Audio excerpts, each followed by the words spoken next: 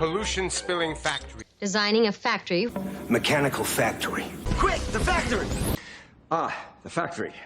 Damn factory! I want a factory. Big factory. Factory. The factory? Factory? The factory. It grows. That's it? Hey guys, my name's DocJade and welcome to episode 8 of Krastorio. First up on the to-do list today is blue circuits, but we don't have any room to build them. We're getting pretty darn close to this lake, so it's time to start filling it in.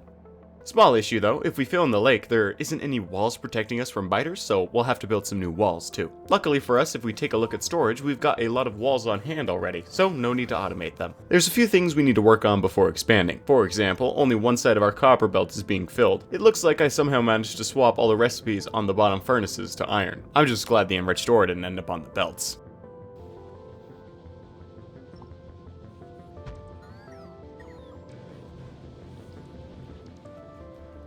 Next up is explosions, then explosives. We're going to use the explosives to make rockets for the Spidertron to help with expansion.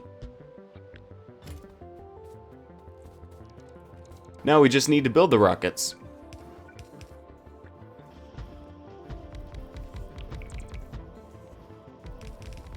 Just a few more. I can stop whenever I want, I promise. Since we want these rockets to be actually useful, I'll set up a temporary lab and research stronger explosives.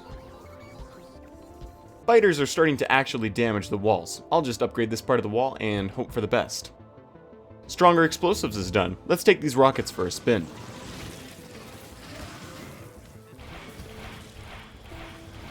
I am extremely disappointed. The shooting speed is super slow. The rockets feel more akin to a toy than a weapon.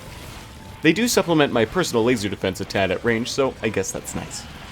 Clearing out these nests is definitely taking a lot longer than I expected. And the Spidertron is full of roboports instead of shields. Let me fix that. I was hoping that using a slowly shrinking spiral pattern around the bases would make taking them out less tedious, but it ended up just not working at all.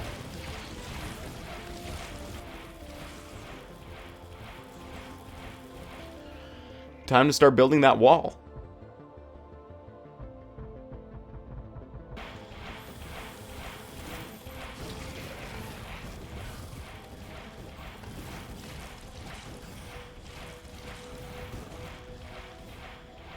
I turned on my personal roboport to repair the Spidertron, but I forgot I also had some building materials on me.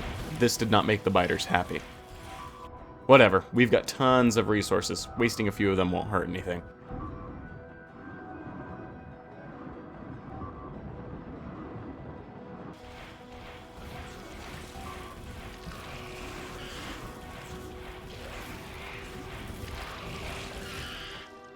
Now the path is completely clear for the wall. But there's still a few internal nests that we need to deal with.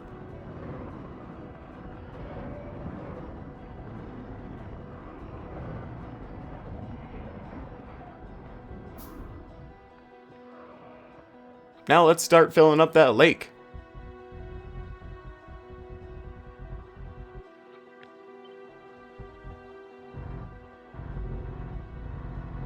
Now for the next wall, but before we can get started on that, let's set up some minor bot production to replenish the ones that got killed in action. Their sacrifice will be forever remembered until I forget about it. Let's get those biters. This nest is easy, but then we have to move on to Big Bertha here. Oh boy. I tried that spiral strategy again, but it had a predictable outcome.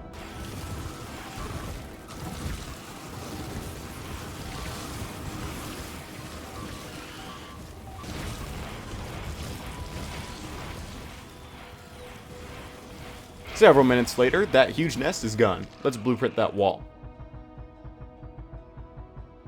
There we go. Now all the bots will get to work. I'll throw down a radar, too.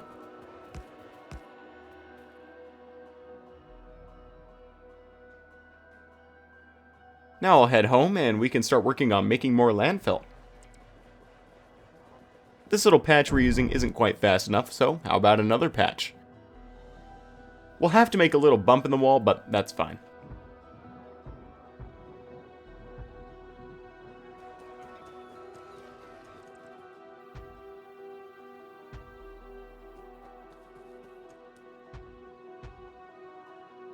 While I was casually looking around the base, some biters managed to destroy the uranium train. Guess we'll have to surround it with walls too.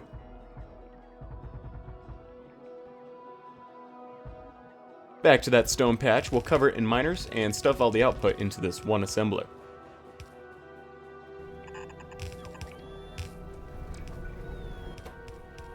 Looks like there's 2 recipes for landfill, but after doing some quick math, the sand recipe requires more stone, so let's just go with the old-fashioned recipe.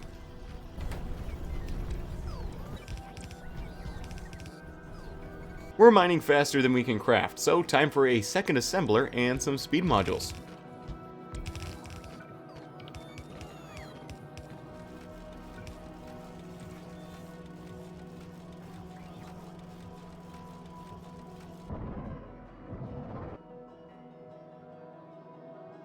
We're running out of laser turrets. Time to automate a few more. Robot production also stopped. We're out of electric engines, but we can make some more. Slight problem is we don't have any lubricant production. So I'll steal some heavy oil and make a little. Barrels make fluid delivery so convenient. I love them so much. And now we're making electric engines. Something cool you might not know. Do you see how the biters aren't moving at all? In chunks where not a lot is going on, meaning no automation or anything like that, the chunk's logic is paused for better performance. Pretty neat. Anyways, I also whipped together some battery production for laser turrets. Up by the uranium patch, the wall is slowly making progress. Too slowly, even. So let's give it a hand by placing some of the roboports. And our new east wall is basically done. Let's start tearing down the old one, being careful not to disconnect the power to the new wall. I made a new fluid tank for the uranium ore train, and now it's back up and running.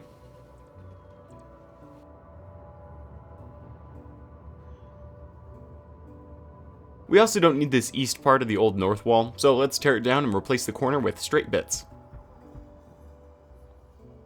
There's a nest a little bit too close to the new uranium wall, so let's take them out.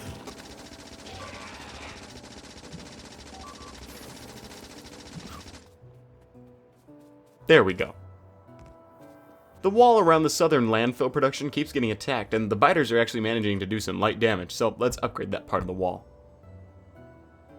I made a power bypass around the old east wall, and now we can finish deconstructing it. It'd probably be nice to have some decent modules on hand, so I'll use bots to automate all 3 kinds and all 3 levels.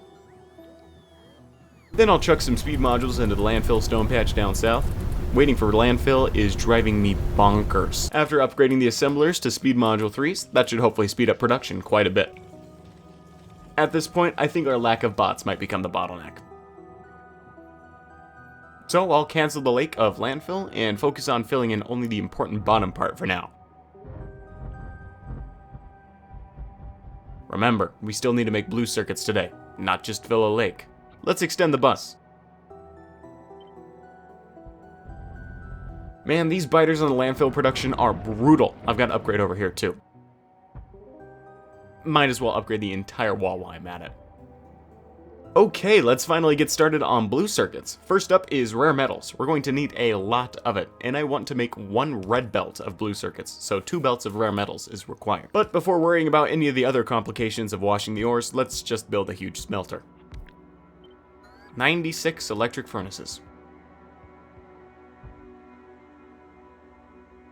I'll hook them up in a totally optimized way.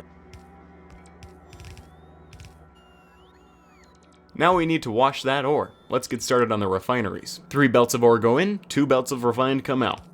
This build ends up being pretty long due to the underground belts in the middle, but it's only 30 refineries. I'll hook up the output in yet another slightly unoptimized way. Now we need to make the hydrogen chloride for washing the ores. We only need 10 refineries to make it, but that's not the hard part of this build. Now we need electrolysis plants to make the chlorine and hydrogen from water and sand. This is the hard part. We need 50 of these electrolysis plants, and to fill these plants with sand, we need 6 belts of sand. Yes, this design has 5 belts, I'll fix it later.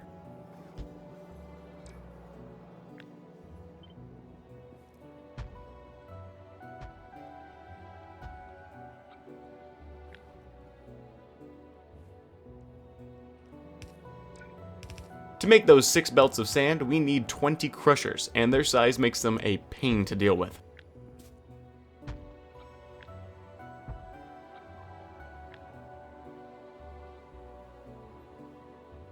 I'll hook them up in a way that looks nice, and then we have to start worrying about trains.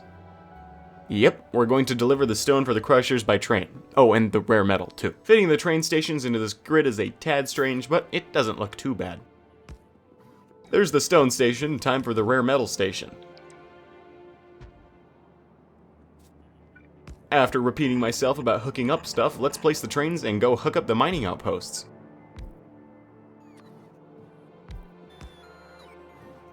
Rare metals is easy because we've already built it.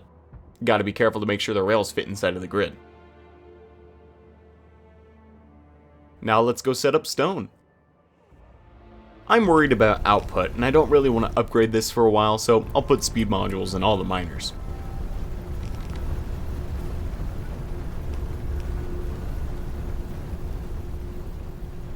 Stupid biters on the landfill wall again. They're a lot tougher than I give them credit for. I'll just spam more turrets willy-nilly inside of the walls. Let's finish that stone outpost. I'm able to fill the train with 11 loaders, but unfortunately I don't have a balancer that big, so I'll have to use a 3 to 4, then a 2 to 6, and a 2 to 5. Elegant, I know.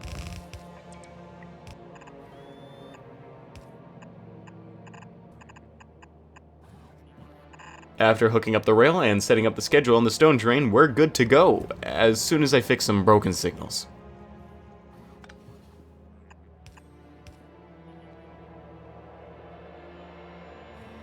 Did you know if a bot places a rail signal while you're on the rail, sometimes you stop dead in your tracks? Fun, right?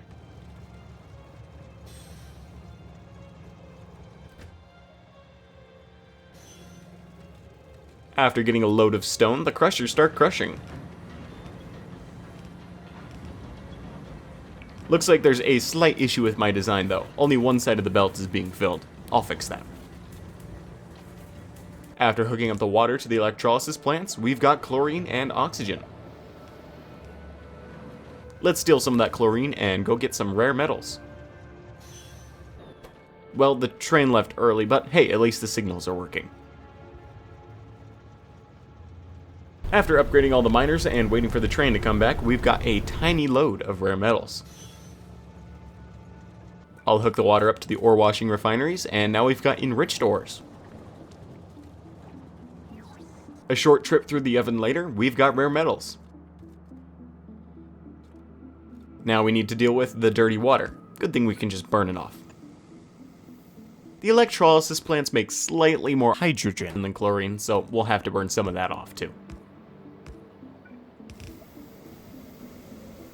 Okay, now that we've got fully automated rare metals, we can start working on blue circuits. A few things to do first. We've got to put the rare metals on the bus, expand the bus, and then take out some of these darn biters attacking the landfill production. They're driving me nuts.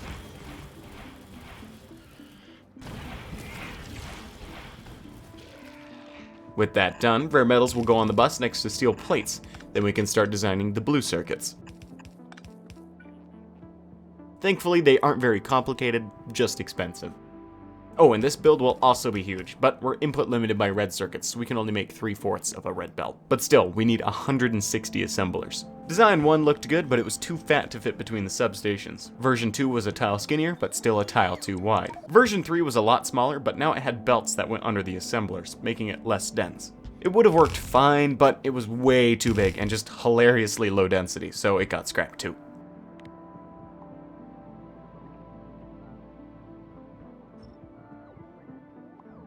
Design 4, instead of putting the belts under the assemblers, I instead put pipes between the inserters. This was a lot more compact, but I just didn't like its personality. And here we are, the 5th and final design. With underground pipes and belts down the middle, it's decently compact. This'll do.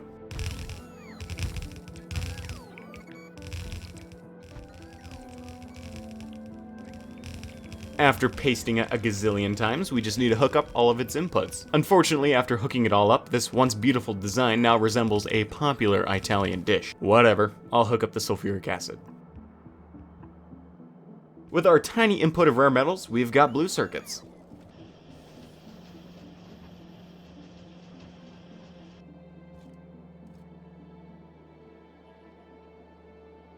we're definitely going to need to up our mining capacity.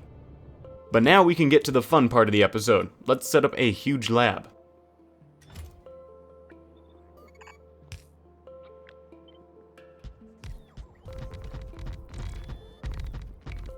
That should do, and it's time to automate something we don't even need anymore.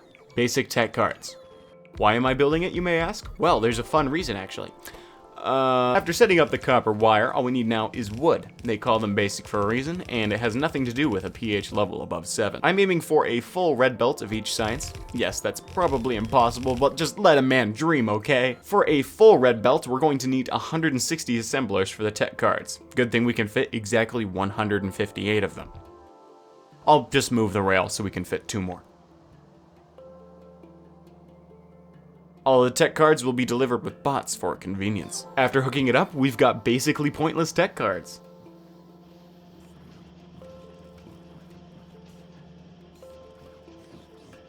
Next up is red tech cards. They need automation cores and blank tech cards. We need the same amount of assemblers for the red cards, so I'll do a little Control-C, Control-V, and swap the recipes. The blank cards are easy. 1 wire assembler can supply 4 tech card assemblers. Paste that 4 times and you've got a belt of blanks. Recently my grandpa told me he started shooting blanks, which is strange because he doesn't even own a gun. Next up is automation cores. We don't have gears on the bus because I was proven wrong recently, so I'll make them and sticks on site.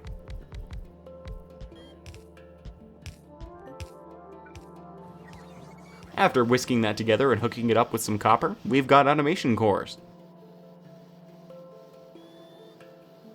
And as those cores work their way up the belt, we've got red tech cards. Time to move a slot over in the grid and set up green tech cards, but it looks like there's some mineral water right here. That would have been nice to know in episode 5. Ammonia and mineral water. Now, where do I find mineral water? Looking at the map, I don't see any mineral water anywhere, so it's time to go explore. Whatever, I'll just skip to the next slot in the grid and fill a tank with the mineral water since we don't need it right now. You guessed it, we need 160 assemblers again. Paste. Swap. And we can also steal the blank card production. Oh, there's 3 ingredients now. We can't use this assembler layout. Here's a new 3-belt design. Now we'll hook up the blanks and grab some green circuits from the bus.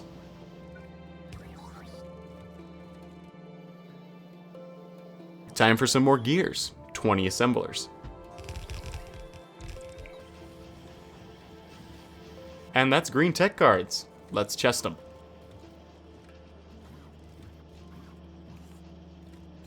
Oh, we're still filling in the lake, by the way. It's just taking a very long time. Next up is military tech cards. Technically, we can't fully automate them right now, but we'll still set them up after we fix iron supply issues. But let me get distracted a few times before we do that. Worker robot speed 5, laser shooting speed 1, laser damage 1. Here I try to call the Spidertron over, but he's dead. Yep. I sent him over to this nest earlier, and apparently he was not strong enough to defeat them. Rest in pieces. Guess I'll walk.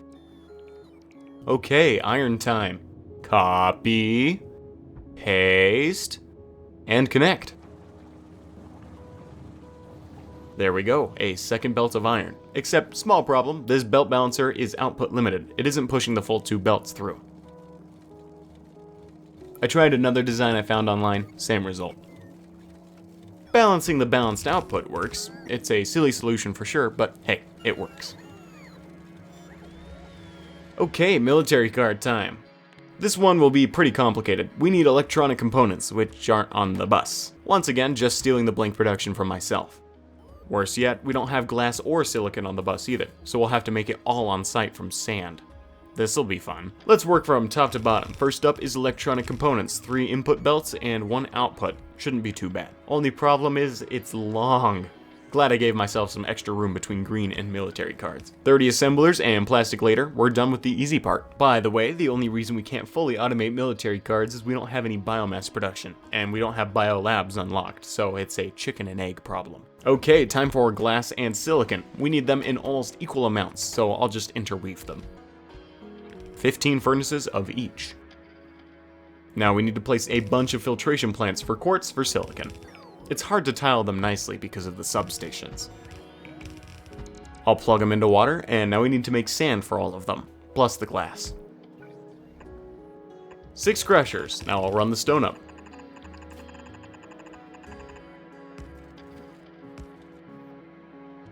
Four more crushers for the glass's sand. Once again, I'll run the stone up.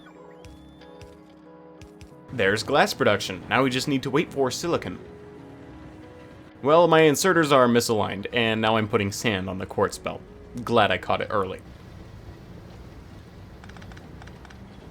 After fixing that, we've got everything we need for electronic components. Well, that's that. Now for the easy ones. Slight issue, we barely have any stone. Our bus is being fed off of this single mine, so we'll have to fix that later. But for now, we need some biter research data. It's an easy recipe, but it just needs a lot of assemblers. I'll request in all the biomass with bots, since it's all in storage anyway. Now I just need steel. And coke. Well, we don't have a belt for that, so I'll have to run a new one. Also, where the heck is copper? Oh, I never reconnected it. Whoops. Oh, bad news. What? The biters are attacking the mineral water pipes. Oh no.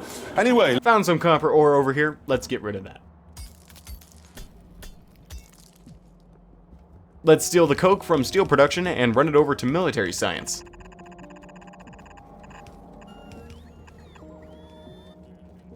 And that's biter data. And after a tad more waiting, there's military tech cards. Next up is blue tech cards, which yet again require glass, and a lot of it this time. Since our stone belt is so dry, let's steal from the stone drop-off for the rare metals. Back to 2 full belts. Nice. Unfortunately, we need 3 belts of stone for all the glass we need to make, but luckily we can just pretend we have it. 6 belts of sand. That's a lot. The column of crushers is almost as tall as the other tech cards. Now we need to smelt the glass, and here's the first design I came up with.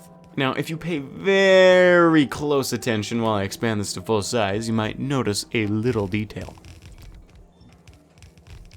It sucks.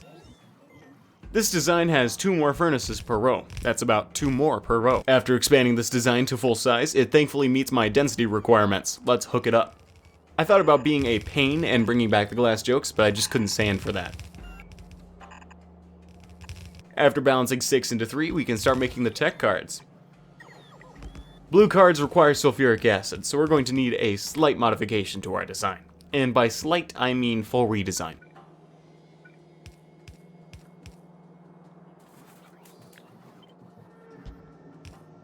After placing blanks yet again, let's start pasting the new design.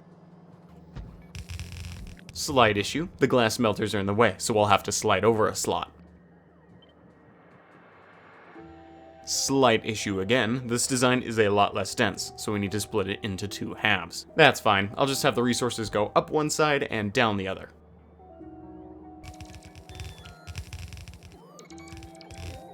After connecting the tops and bottoms, let's hook up the glass.